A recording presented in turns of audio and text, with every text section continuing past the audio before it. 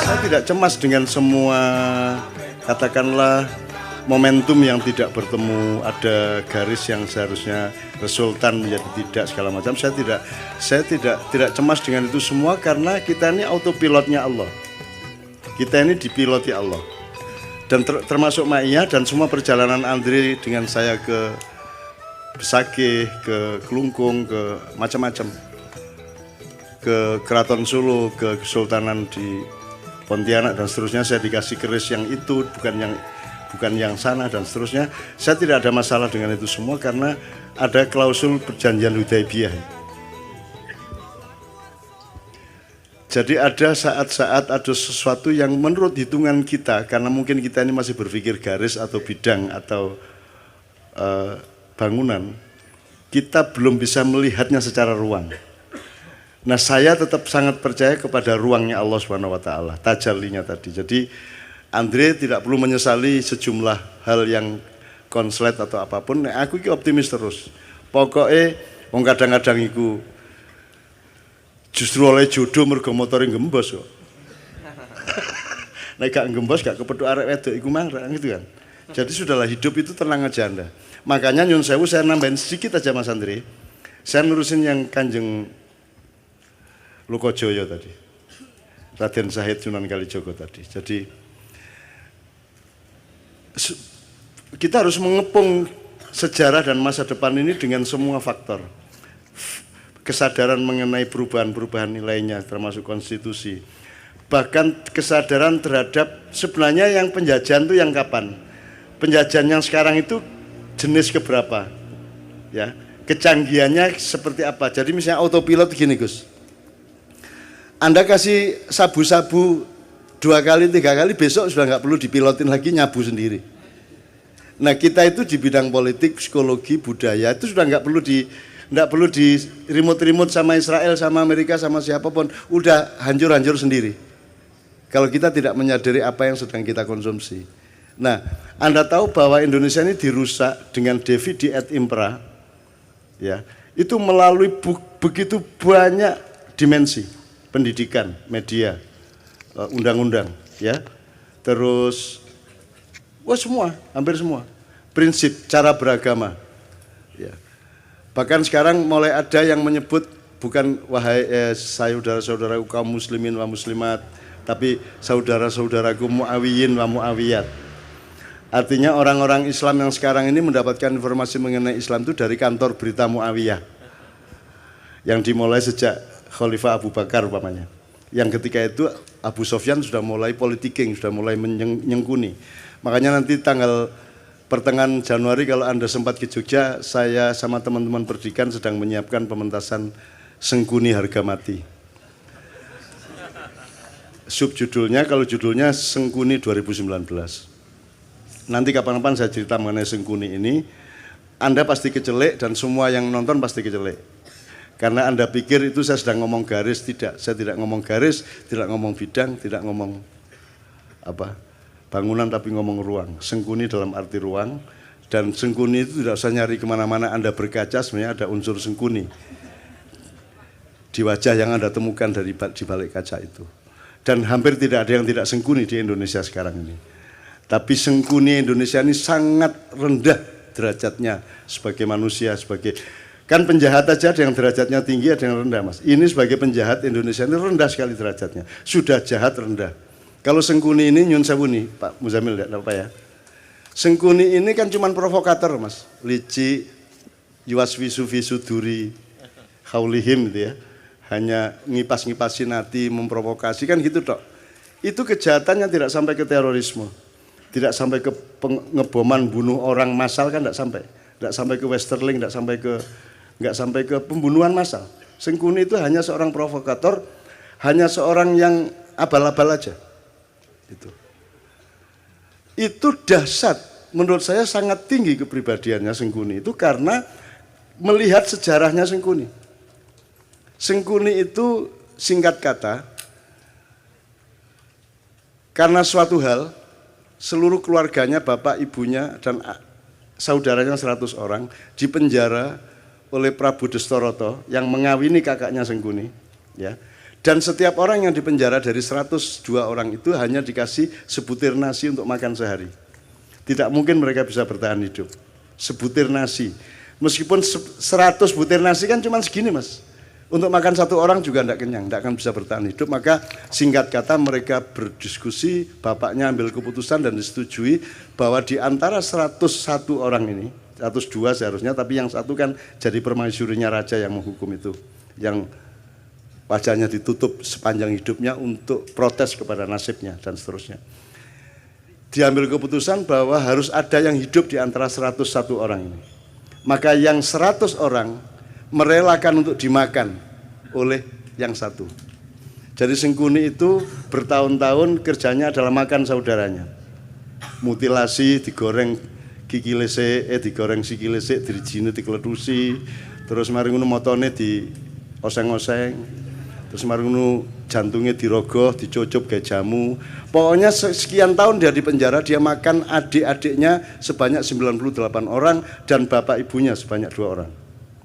Jadi orang dia menjadi jahat karena dia pernah dipaksa makan untuk regenerasi ini. Ya, untuk regenerasi, untuk kehormatan keluarga, harus hidup. Maka cara satu-satunya untuk hidup adalah makan 98 adiknya.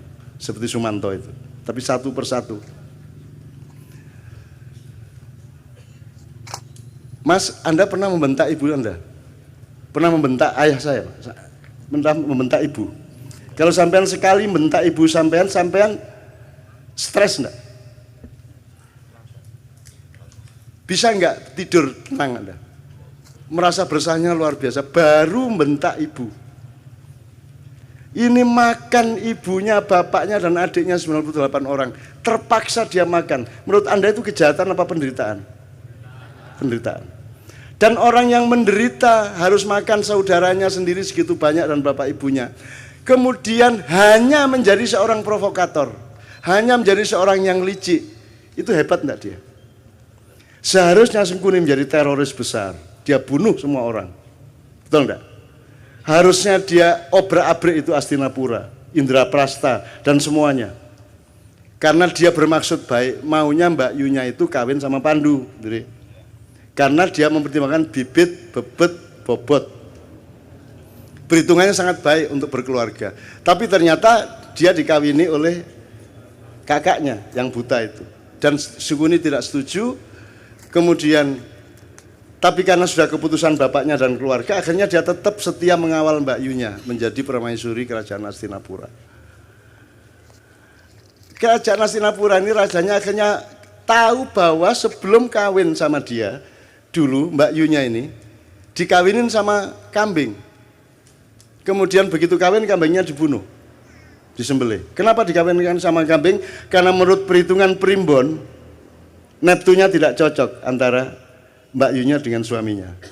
Untuk membatalkan hitungan angka tadi, ya, weton tadi, maka dia dijadikan janda.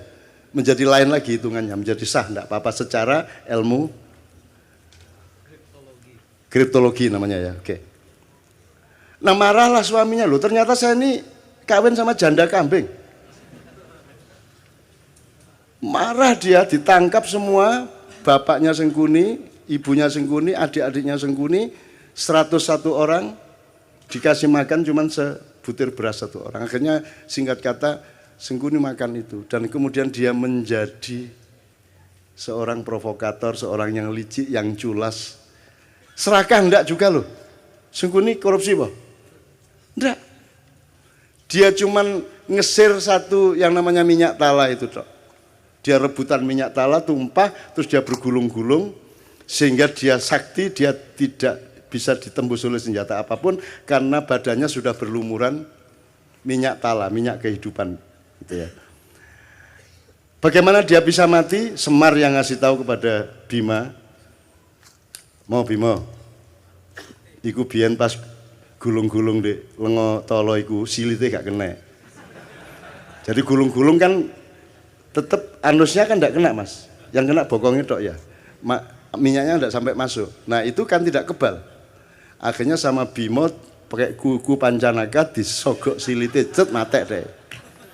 Itu ya, hati-hati ya Mas ya. Itu. Nah, teman-teman sekalian, yang pertanyaannya sederhana. Kalian ini pemimpin-pemimpin Indonesia ini, yang mana yang tidak sengkuni? Terus kalian ini menjadi sengkuni atas penderitaan apa? Kamu pernah susah apa hidupmu? Kamu pernah tidak makan? Kamu pernah makan ibumu? Kamu pernah menderita sampai seperti itu? Kamu itu atas nama penderitaan yang bagaimana sehingga kamu jahat kepada rakyat itu? Apa alasan sejarahmu? Kalau sengkuni ada alasannya untuk jahat. Meskipun kejahatan dia tidak sepadan sama sekali dengan penderitaannya.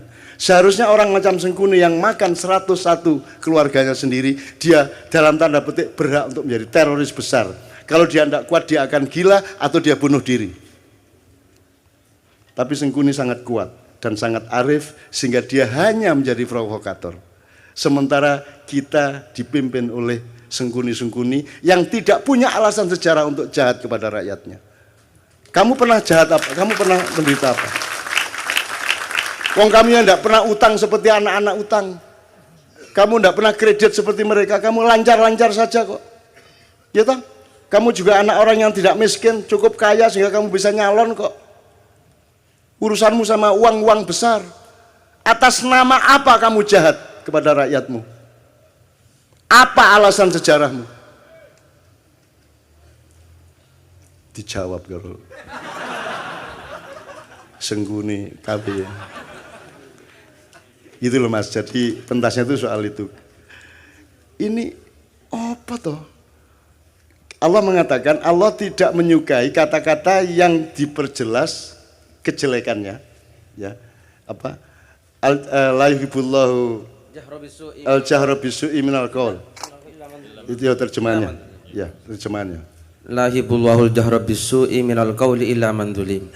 Tidak, Allah tidak menyukai perkataan yang nyaring tentang keburukan kecuali orang yang didolimi. Jadi mesuh, ya boleh. Dendam, bagi orang yang didolimi. Wobol kon niku gitu ya. Itu Allah tidak suka kecuali kamu dalam keadaan dianiaya. Jadi kalau dianiaya Allah membatalkan ketidaksukaan, ya wis ora apa-apa wong menderita kok gitu loh. Itu hukum Allah loh. Lah ini Indonesia ini kamu itu menderita apa? Sehingga kamu kejamnya begitu rupa kepada rakyat. Kamu pernah menderita apa? Kamu pernah miskin apa? Karena kamu pernah puasa kayak apa? Kamu pernah tirakat apa? Kamu lancar-lancar semua kok. Kamu bisa membayar miliaran untuk jadi pejabat. Apa alasanmu untuk jahat kepada rakyat? Sengkuni saja tidak sejahat kamu, padahal dia penderitaannya ribuan kali lipat dibanding penderitaan hidupmu. Wahai seluruh rakyat Indonesia,